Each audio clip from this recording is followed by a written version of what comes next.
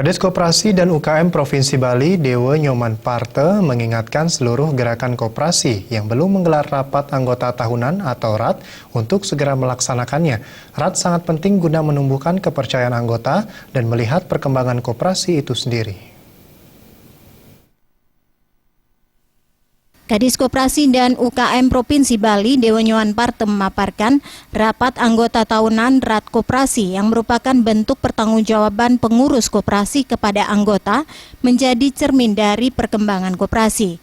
Bila pengurus memang bekerja dengan baik dalam memajukan koperasi, mereka pasti tidak ada tekanan dalam melaporkan hasil kerjanya kepada anggota. Sehingga RAT ini sangat penting guna menjaga kepercayaan anggota koperasi kepada para pengurusnya. Untuk itu, Dewa Parte mengingatkan dan menghimbau seluruh gerakan koperasi untuk segera menggelar RAT.